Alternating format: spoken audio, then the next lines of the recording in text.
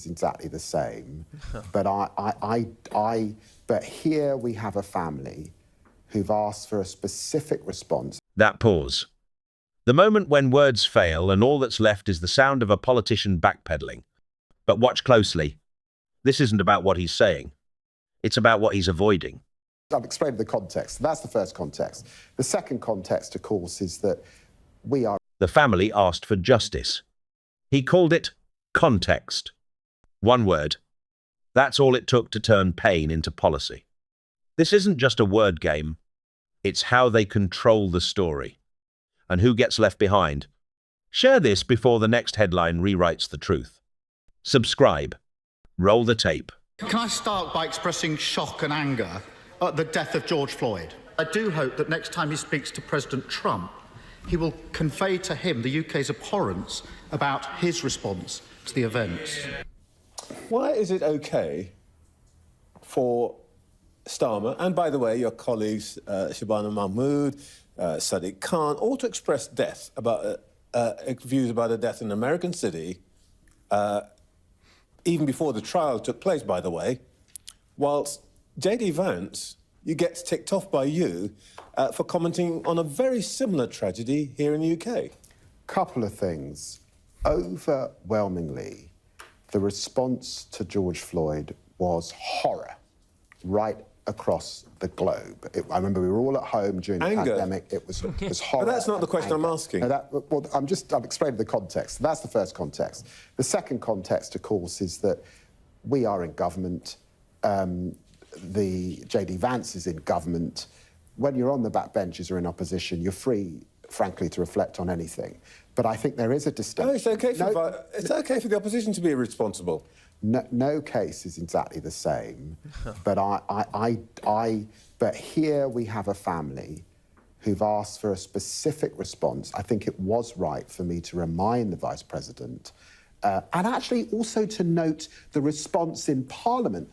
The Conservatives, the Liberal Democrats, the Greens, SNP, Labour, all broadly in the same place. Only Nigel Farage peddling the fact that everybody agrees doesn't necessarily make it right. But I want to come back to that. One of the reasons I was interested in what J.D. Vance said was that he used a really interesting phrase, and it's an unusual phrase. Here's what he said. Each time a life like his is lost, the proper response, the only response, is righteous anger. Of course. I looked up what you said about the death of George Floyd. We have to find a way to transform this righteous anger into meaningful reform. I think this is quite interesting because anger is a phrase that you and I understand. And I wondered if J.D. Vance had actually been taking some advice from you. I do understand that phrase. And of course, a sort of deep pain and anger as a result of the death. But let me just give you an example of this. That's my point. You say that's fine, and then you tell, Mr. Farage, who's apparently now beyond the pale, for saying he didn't call for people to go and do things. He said that response that he would like to see is rage. Not that different from righteous anger. Let's qualify this. Nigel Farage was speaking into the protest and the despicable acts of criminal damage and violence directed at the police in Southampton. It was not a responsible thing to do. That's the first thing. He said it before he issued his video before the demonstration. Let's not get into this Trump situation where we reverse the order of events. Trevor, there's also his performance in Parliament at Prime Minister's question. Yeah, but you were attacking him before all of that. After the... I think my point is this. You say righteous anger is a good thing. Farage says people should feel rage because of this thing. Bad thing. Isn't it just a little bit selective? No, Trevor, actually, there was a lot of righteous anger after the murder of Sarah Everard. I think the government's violence against women's strategy, the violence against women's strategy, is the outcome of that, which is remarkable. No, but why can't you have righteous anger and rage about this killing? Yeah. Why is it so bad? No.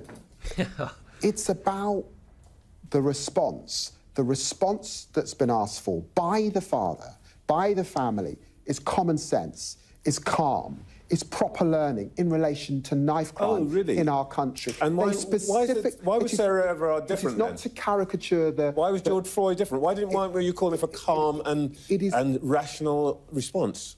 Trevor, no two cases are alike. I do want to assert that. No two cases are alike. Serious point. I can show you a dozen quotes. I can show you a quote from, I've got it, Shabana Mahmood. Anger. Sadiq Khan. Fury. You guys seem to be ready to be furious with one set of things, but not on another. Well, let me push back hard. Of course I'm angry, upset, deeply troubled that this young man has lost his life as a human being. That's got nothing to do with the colour of his skin.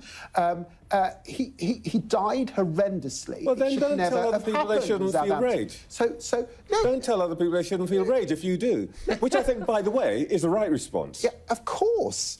It is, but then the responsible thing is the action that flows from that. That's what happened after the murder of Sarah Everard. That's what can happen here. That's why the inquiry is taking place. It is not to ask people to take to the streets, to damage, to go after the police. Nobody's done that. That is not responsible. Who told people to go on the streets and damage? Nigel. Look, name names. If you're going to make that accusation... Make the accusation. As I've just said, there was a big distinction in Parliament last week against both the Conservatives, Liberal Democrats and the Labour Party. Several minutes of one question, and all we got was a masterclass in avoidance. So here's the real question. I'm locking onto the top comment. When context only ever protects the powerful, is it justice or just privilege with a thesaurus? Drop your take below. Smash that bell. We'll see you in the next one.